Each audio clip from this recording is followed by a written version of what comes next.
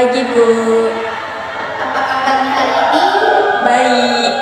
Oke, sebelum Ibu melanjutkan materi hari ini, Ibu akan presentasi dulu ya. Apakah hadir semua atau ada yang hadir? Lenti sakit, Bu.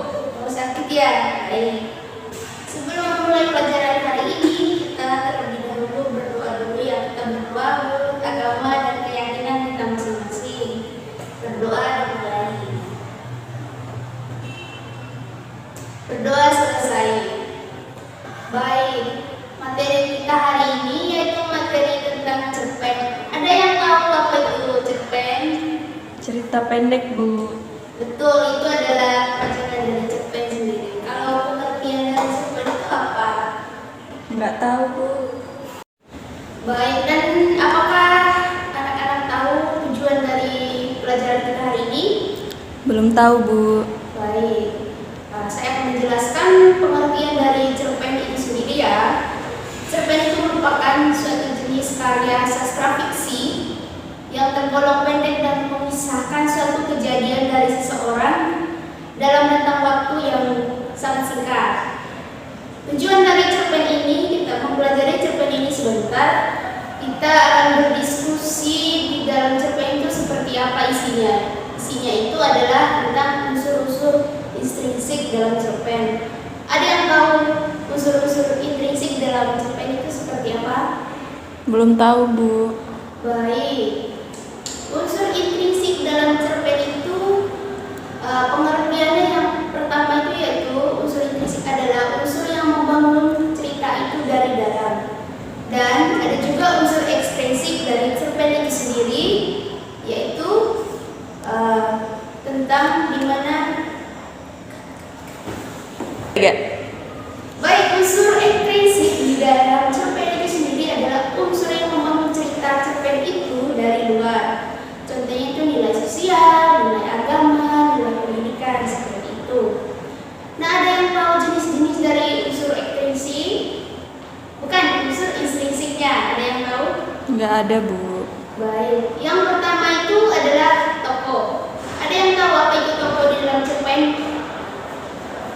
Orang yang berperan, Bu. Betul, orang yang berperan dalam cerita pendek itu sendiri. Betul sekali. Tokoh itu ada dua, tokoh utama dan tokoh pembantu seperti itu. Nah, yang kedua itu ada alur. Ada yang tahu alur itu seperti apa? Jalan ceritanya, Bu. Betul sekali, jalan cerita dari keseluruhan rangkai cerpen itu sendiri. Ada 3 jenis alur di sini, yaitu alur maju, alur mundur, dan alur campuran. Alur maju itu alur yang contohnya itu alur yang menceritakan dia semasa waktu kecil terus lanjut ke cerita ke masa waktu dia sudah besar, seperti itu. Terus alur mundur itu dari dia ceritanya itu dari dia sudah besar terus dia menceritakan lagi masa-masa kecilnya, seperti itu. Nah, yang ketiga itu alur maju dan alur mundur. Alur maju dan alur mundur itu adalah alur campuran itu adalah gabungan dari alur maju dan alur mundur, seperti itu. Yang berikutnya itu penokohan atau karakter dari tokoh. Penokohan itu adalah sifat dari keseluruhan tokoh yang diceritakan dalam cerita tersebut, seperti itu ya anak-anak. Yang berikutnya itu latar. Ada yang tahu apa itu latar? Tempat kejadiannya, Bu. Betul. Di sini ada 3 latar, yaitu ada latar tempat, ada latar waktu, ada latar suasana. Jadi latar itu sendiri adalah tempat terjadinya di mana sebuah peristiwa itu terjadi dan bagaimana suasana cerita itu terjadi dan waktu cerita itu terjadi, seperti itu. Yang berikutnya adalah gaya bahasa. Ada yang tahu apa itu gaya bahasa? Tidak tahu ya? Ada yang tahu tentang gaya bahasa? Nggak tahu, Bu. Nah, gaya bahasa itu adalah penggunaan bahasa yang khas dan unik dalam sebuah cerita itu. Seperti itu. Terus selanjutnya yaitu tentang sudut pandang. Ada yang tahu apa itu sudut pandang? Nggak tahu ya? Nggak tahu, Bu. Nah, sudut pandang itu adalah posisi di mana penulis menuliskan cerita itu sendiri, seperti itu. Yang berikutnya adalah tema. Ada yang tahu apa itu tema? Nggak tahu, Ada Bu. yang- Semuanya nggak ada yang tahu ya. Nah, tema itu adalah inti dari keseluruhan cerita tersebut. Nah, yang terakhir adalah pesan moral. Pesan yang disampaikan melalui cerita itu kepada pembaca. Apa pesan moral dari cerita itu untuk pembaca atau penulis ini? Seperti itu. Baik anak-anak, sebelum ibu akan kasih tugas kepada kalian, mungkin ada dari anak-anak yang ingin bertanya tentang materi kita hari ini, yaitu materi cerpen serta unsur-unsur di dalam cerpen. Nggak ada, Bu. Udah jelas. Ada ya, pintar sekali.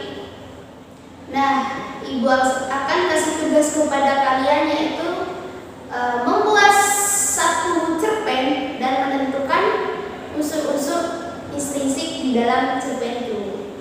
Nah, kalian harus membagikan beberapa kelompok untuk mengerjakan tugas tersebut.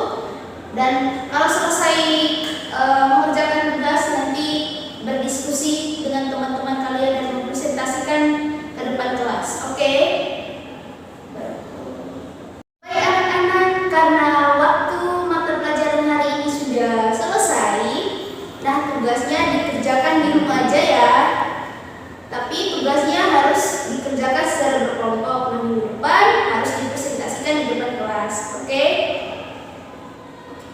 Oke, Sebelum ibu juga menutup pelajaran hari ini, apakah sudah ada yang paham atau ada yang ditanyakan dalam materi ini? Nggak ada, Bu.